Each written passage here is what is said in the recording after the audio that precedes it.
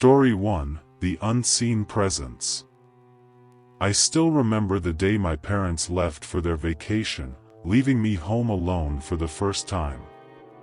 I was excited to have the house to myself, but as the sun began to set, my excitement turned to unease.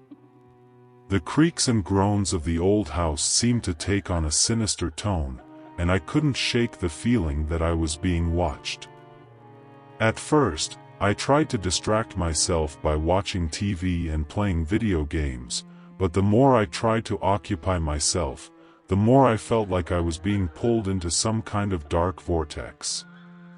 Every little noise made me jump, and I found myself constantly looking over my shoulder, expecting to see something lurking in the shadows. As night began to fall, I decided to take a walk around the house to clear my head. The darkness seemed to swallow everything around me, and I felt like I was walking through a tunnel of fear. Every step I took seemed to echo through the empty halls, and I couldn't help but wonder if I was truly alone. As I walked, I noticed that the lights in the living room were flickering. At first, I thought it was just the old wiring acting up, but then I saw something that made my blood run cold. The lights were flickering in a pattern, like someone was trying to communicate with me. I froze, my heart pounding in my chest, as I tried to make sense of what I was seeing. Suddenly, the lights went out, plunging the house into darkness. I was left standing there, my heart racing, wondering what was happening. I tried to call out for help, but my voice was barely a whisper. The silence was oppressive, and I felt like I was suffocating under the weight of my own fear. I knew I had to get out of there, so I turned and ran back to my room. I locked the door behind me and collapsed onto my bed, trying to catch my breath. But as I lay there, I couldn't shake the feeling that I was being watched. The darkness seemed to seep into my room, and I felt like I was trapped in some kind of living nightmare. As the night wore on, the creaks and groans of the house seemed to grow louder, and I knew I couldn't stay there any longer. I gathered my things and decided to go to my friend's house, hoping that the company would help me shake off the feeling of unease. But as I walked out of my house, I couldn't help but feel like I was leaving something behind. Something that was watching me, waiting for me to come back. And as I looked back at my house, I could have sworn I saw a shadowy figure standing in the window, watching me leave.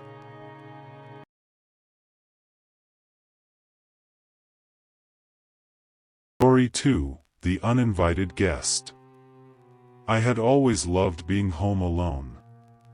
It was like having my own little world where I could do whatever I wanted, whenever I wanted. But one night, that world took a dark turn. I was 17 at the time, and my parents had left for a weekend getaway. I was excited to have the house to myself, so I decided to throw a party. I invited all my friends, and we spent the night dancing, laughing, and having a blast. But as the night wore on, things started to take a turn for the worse. One of my friends, a guy named Jake, started acting really strange. He kept disappearing for long periods of time, and when he came back, he seemed distant and detached. At first, I thought he was just drunk, but as the night went on, I started to feel a creeping sense of unease. Jake was acting like he was possessed or something.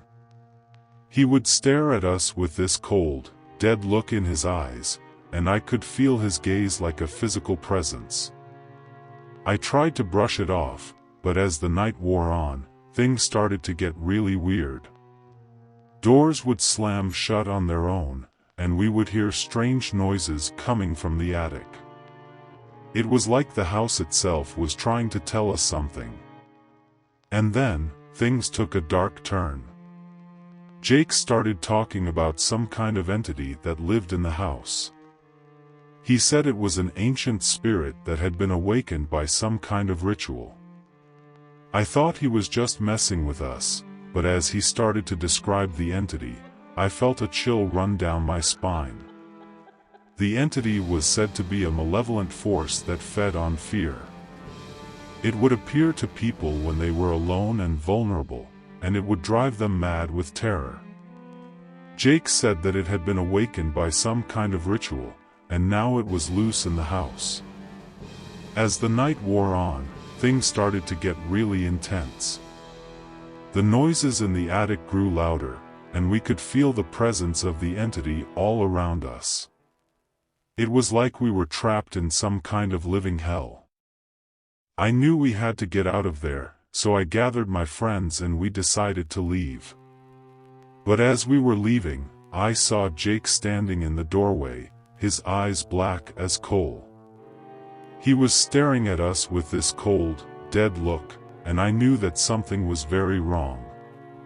We ran out of the house as fast as we could, but as we looked back, we could see Jake standing in the doorway, his eyes glowing with an otherworldly light. It was like he had been possessed by the entity, and we knew that we had to get as far away from that house as possible.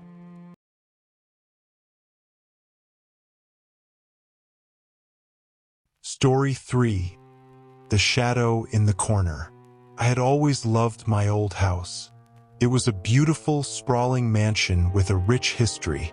But one night, I started to feel like I was not alone. I was 25 at the time, and my parents had left for a weekend getaway. I was excited to have the house to myself, so I decided to spend the night in my favorite room, the library. It was a beautiful room with floor-to-ceiling bookshelves and a massive stone fireplace. As I settled in for the night, I noticed something that made my blood run cold.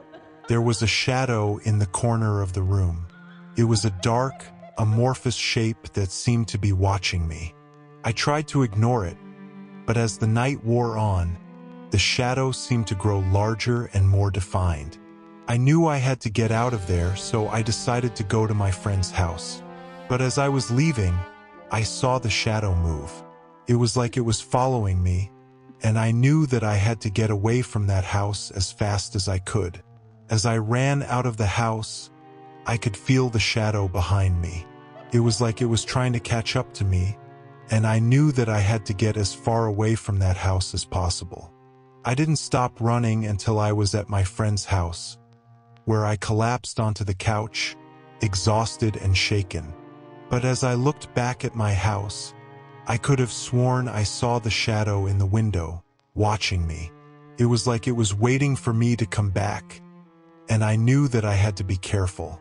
The shadow in the corner had become a constant presence in my life, and I knew that I had to find a way to get rid of it before it was too late. Related